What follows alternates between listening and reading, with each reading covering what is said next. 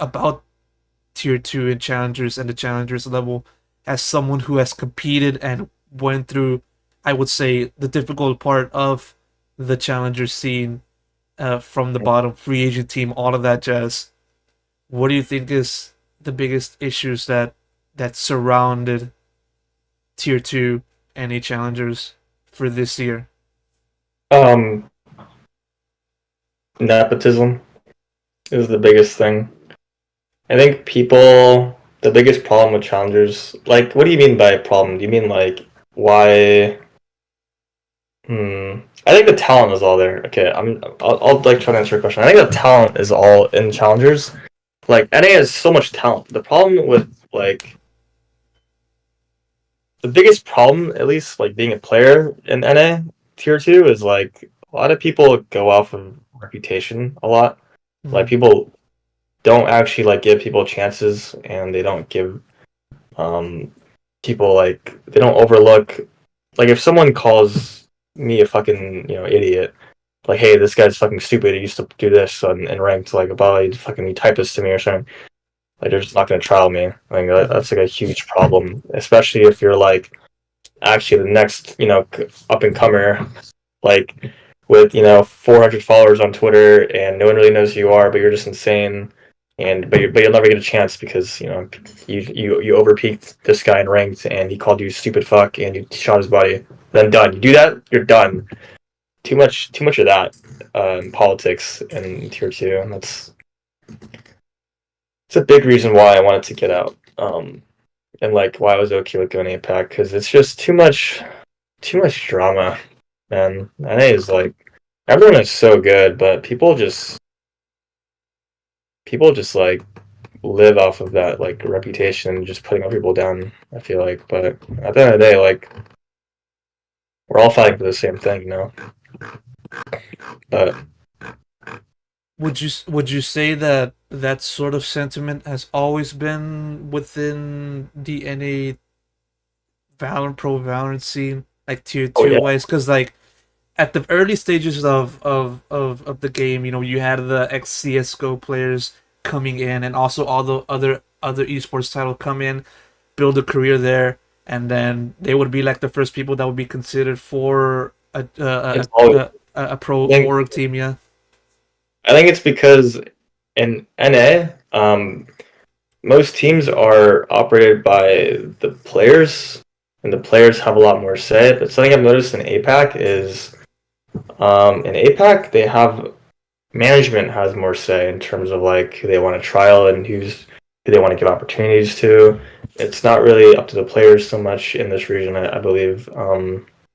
But in NA, it's like all about the players, and like when it's all about the players controlling the roster, then you have people making decisions that will save themselves and provide longevity to themselves, and it's like you're not really thinking about the team; you're thinking about yourself. I think that's always been a thing in North America, but I haven't competed in enough esports outside of Valorant to like talk about this too much. But that's just like one thing I've noticed, being somebody that has that I feel like I'm good enough, but a lot of people just, what in the past have just overlooked me because, what I've done, not what I've done, but, who I've played for and who I've lost to and, the roles I've played. But yeah. Even so, with the progression of the scene now going to a state in which we're now seeing players that are starting their careers in Valorant only, as opposed to those that started their careers in other games.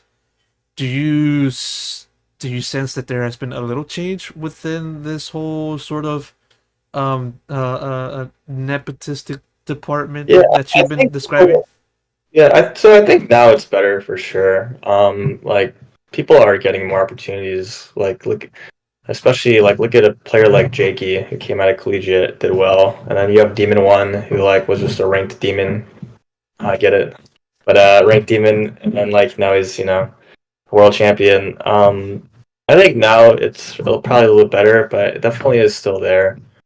Um, and it's something that probably won't go away if I'm being honest. But I think my biggest advice to people, if they will listen to this advice, is never like take everything you hear about people with a grain of salt. Like if you hear someone's this done, like this guy sucks, this guy's like take everything with a grain of salt until you actually played with that player. I think that's what people need to realize. Like you can't go off of everyone's just word, no matter like you gotta actually see things through for yourself before you form an opinion. Yeah, that's my biggest advice. Like form an opinion for yourself. Like fuck other people's like what they say. If I'm being honest. And it really does help because it does make it all the more true because you were almost going to be a victim of those sort of initial sort of like how do I describe this, like a victim of those initial like first impressions, it being negative, and then teams not wanting to play with you as a result of that, that sort of thing. That's what I'm trying to say. Yeah. And like I've made the mistake myself of calling people bad and thinking they're bad and listening to people and taking their advice.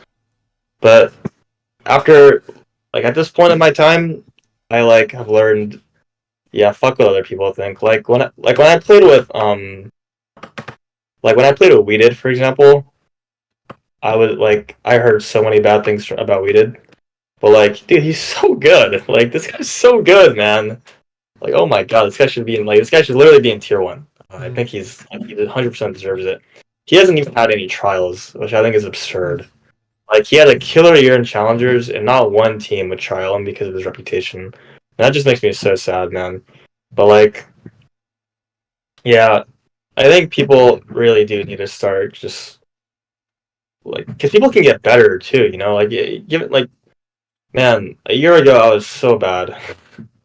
Like I watched my old VODs like a year and a half ago. I was so bad, but like Mm-hmm. I think I've improved so much in a year. And you gotta understand like how much time a fucking year is. Like that, especially if someone's young, you can learn so much in such a short amount of time, given the work ethic of a person.